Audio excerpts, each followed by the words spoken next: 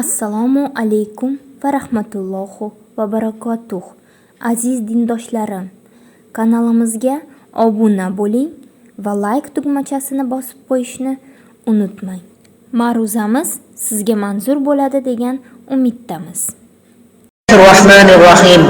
Alhamdulillahi robbil alamin wal aqibatu lil muttaqin wassalatu wassalamu ala rasulina Muhammadin va ala alihi va sahbihi ajma'in. Amma ba'd.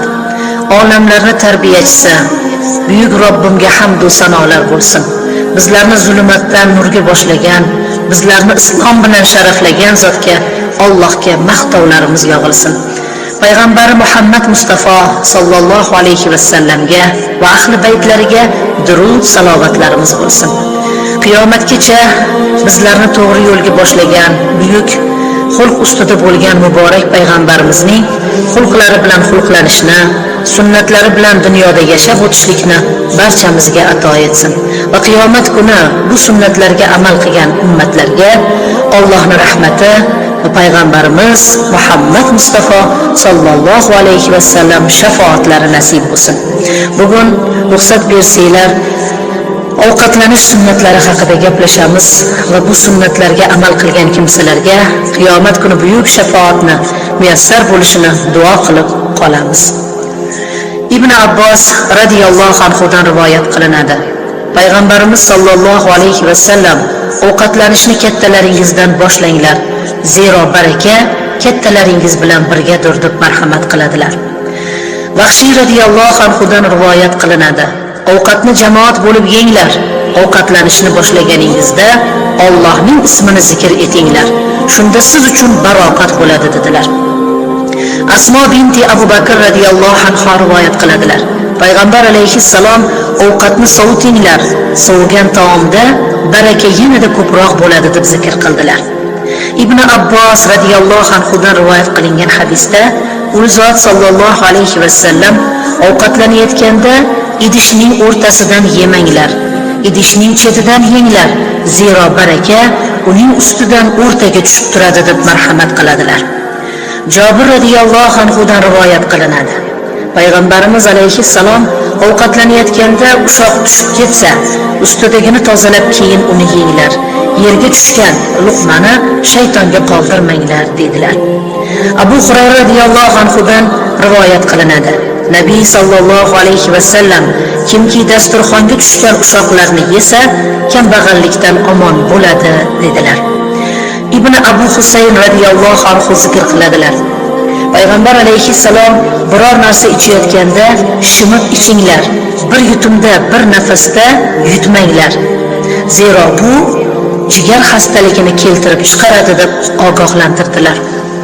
Abu Hurayra radhiyallohu anhudan rivoyat qilinadi. Payg'ambarimiz alayhissalom yeb shukr qilgan kishiga bugun ro'za tutib sabr qilgan kishining darajasi, ajri beriladi deb marhamat qildilar. Abu Hurayra radhiyallohu anhudan rivoyat qilinadi. Payg'ambarimiz alayhissalom kimki biror narsa yesa, o'ng qo'li bilan yesin, o'ng qo'li bilan ichsin, o'ng qo'lida olsin, o'ng qo'lidan bersin. Zero shayton chap qo'li bilan yeydi, chap qo'li bilan ichadi, chap qo'li bilan beradi va chap qo'li bilan oladi dedilar. Ibn Abbos radhiyallohu anhu rivoyat qiladilar. Payg'ambarimiz sallallohu alayhi va sallam sizning Alloh taologa eng sevimli bo'lganingiz ovqatni oz yeydiganingiz va jussasi kichiklaringizdir deb marhamat qiladilar. Oysha radhiyallohu anha onamiz rivoyat qiladilar. Payg'ambar alayhissalom yegan ovqatingizni Allohning zikri va namoz bilan hazm qilinglar. Ovqat ustida uxlamang, aks holda qalbingiz qotib qoladi deb ogohlantiradilar. Anas radhiyallohu anhudan rivoyat qilinadi. Payg'ambar alayhissalom har kasalning boshi qorinni ortiqcha to'ydirishdadir deb marhamat qildilar. Ibn Abbos radhiyallohu anhudan rivoyat qilinadi. Payg'ambarimiz sallallohu alayhi va sallam aytadilar. Alloh taolo aytadi: "Qullar mening nazarimda yeyishning ozligidan ko'ra mukammalroq bir parda bilan yopinmadilar" deb marhamat qilinadi. Demak, oz yeyishlik avliyolar, oz yeyishlik azizlar, oz yeyishlik sahobalar amali ekan. Imron ibn Husayn radhiyallohu anhudan rivoyat qilinadi. Nabiy sallallohu alayhi vasallam ovqatlangandan so'ng barmoqlar orasini ishqalab yuvinglar, og'zingizni chayinglar. Bu o'tkir tishlar va oziq tishlar uchun foydadir deb marhamat qiladilar. Abdulloh ibn Bashir radhiyallohu anhudan rivoyat qilinadi. Payg'ambar sallallohu alayhi vasallam tirnoqlarni oling va ularni ko'ming, barmoqlar orasini tozalang va misvok tutinglar. Mening yonimda tishlar sarg'aygan va og'izlar hidlangan holatda bo'lmanglar deb marhamat qildilar.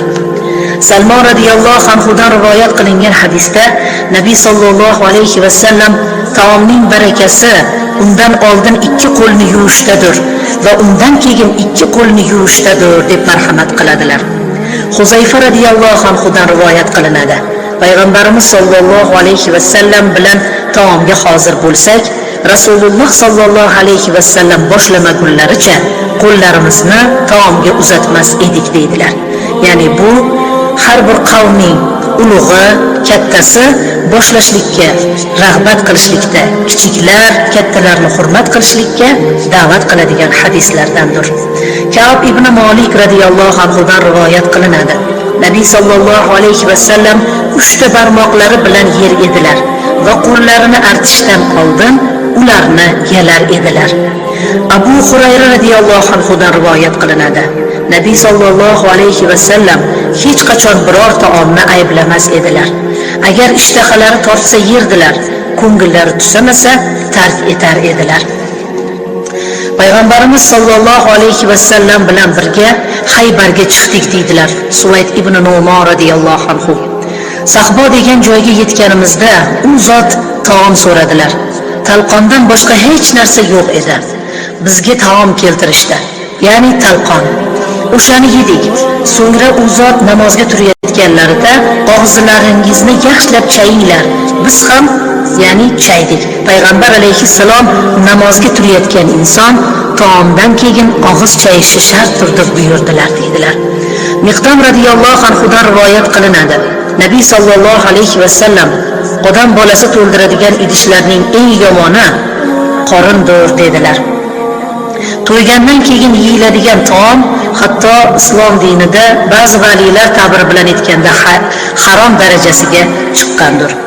Oshqozoningizda 3 bo'lakka bo'ling dedilar payg'ambar alayhissalom. Bir bo'lagini taomga, ikkinchi bo'lagini suvga va uchinchi bo'lagini havo uchun qoldiring dedilar. Abu Dovud radhiyallohu anhudan rivoyat qilinadi. Payg'ambar alayhissalom bir jamoat odamlarga ey Allohning rasuli, biz yeymiz, lekin to'ymaymiz degan savoliga ehtimol tarqoq holatda yersalar, birga jamlanib o'tirmassizlar deb savol berdilar.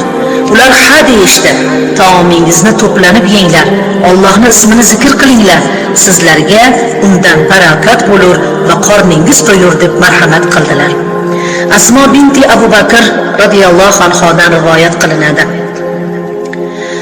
U kishiga, ya'ni payg'ambar sallallohu alayhi vasallamga sarid keltirildi. U sarid juda qaynoq edi. Payg'ambar alayhissalom ustini yopib qo'yinglar dedilar va hovuridan tushsin.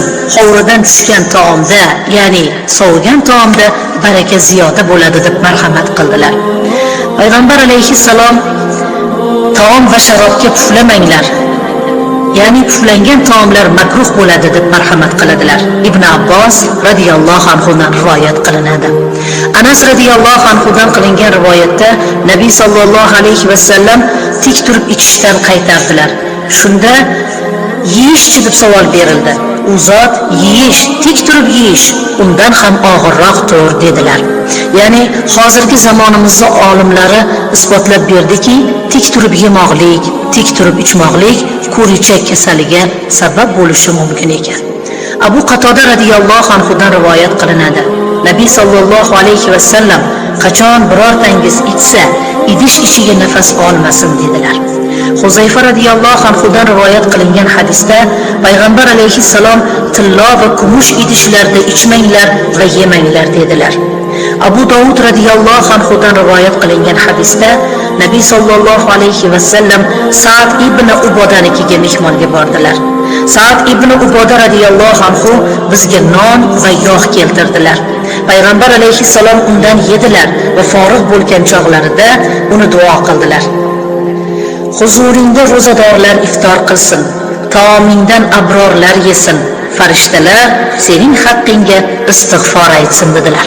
Har bir bizni mehmon qilgan mezbonga mana shu 3 duoni biz ham payg'ambar alayhissalomdan ta'lim olgan holatda yo'llashni unutmaylik. Oysha radhiyallohu anhudan rivoyat qilinadi. Payg'ambar sallallohu alayhi vasallam bilan uyimizda oylab qozon osilmas edi.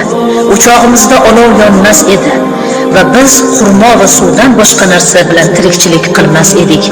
Biz taomni, deydilar Oysha radhiyallohu anha, oyda bir yoki 2 oyda bir qozon ovqatni yer edik deb marhamat qiladilar. Ibn Mas'ud radhiyallohu anhudan rivoyat qilinadi. Nabiy sallallohu alayhi vasallam 2 narsaga diqqatingizni qarating: Qur'on va asalga dedilar. Ya'ni shifo darajasida asal Qur'onga tenglashtirilgani zikr qilinadi. Oysha radhiyallohu anha rivoyat qiladilar. Rasululloh sallallohu alayhi vasallam qachon tarvuz va qovun yesalar, xurmo bilan birga yer edilar va marhamat qilardilarki, birining quruqligini birini ho'li va birining issiqligini birining sovuqligi bosadi va mo'tadillik paydo bo'ladi der edilar. Nabiy sallallohu alayhi vasallam har bir homilador ayol tarvuzni iste'mol qilsin, tug'ilajak farzandi chiroyli va husnli bo'ladi deb marhamat qildilar. Ali radhiyallohu anhudan rivoyat qilinadi. Nabiy sallallohu alayhi vasallam anor donalarini yenglar, chunki u me'dani tozalaydi dedilar. Ibn Abbos radhiyallohu anhu aytadilar. Payg'ambar alayhissalom huzurlariga Jobir ibn Abdulloh radhiyallohu anhu behi keltirdilar. Behi mevasini u zotga tortiq qildilar. U behilar Toifdan keltirilgan edi. U zot sallallohu alayhi vasallam behini yenglar, behi qalbdagi g'amni ketkazadi va yurakni yorishtiradi deb marhamat qildilar. Abu Hurayra radhiyallohu anhudan rivoyat qilingan hadisda Nabiy sallallohu alayhi vasallam qora kunjut dunyodagi jamiki kasalliklarga, o'limdan boshqa barcha dardlarga shifo bo'ladi deb marhamat qildilar. Payg'ambar alayhissalatu vassalom 63 yillik umr kechirgan bo'lsalar, hech qachon biror taomdan nolib, biror taomdan yuzlarini qarangki burishtirib, biror taomdan shikoyat qilmadilar. Alloh bergan kuni shukrona qilib yedilar va ulashdilar. Alloh bermagan kuni Allohga yana hamd va sano etib sabr qilishlikka barchani o'rgatdilar. Payg'ambar alayhissalom yerda yozilgan dasturxonni xush ko'rdilar. Demak, yerga dasturxon to'shab yeyishimiz Ulzot alayhissalomning sunnatlaridan ekan. Va qachon Ulzot alayhissalom taom yeb o'tirsalar, taomga o'tirganlarida o'ng oyoqlarini ko'tarib, oshqozon ostiga tirab o'tirdilar. Bu me'yorda taom yeyishlikni ummatga o'rgatishlik va qachon oyoq yozib yuborilganda oshqozonda ana shu tiralgan oyoqdan qolgan bo'sh joy hazm uchun qarangki chiroyli omil bo'lishini zikr qildilar.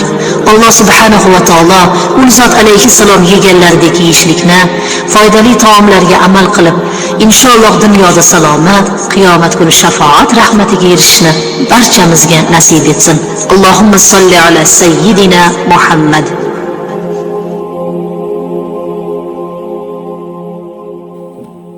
Agar shu yergacha eshitgan bo'lsangiz, iltimos like tugmachasini bosib obuna bo'ling va videoni yaqinlaringizga ham ulashing. Zero ilm ulashish savobdir.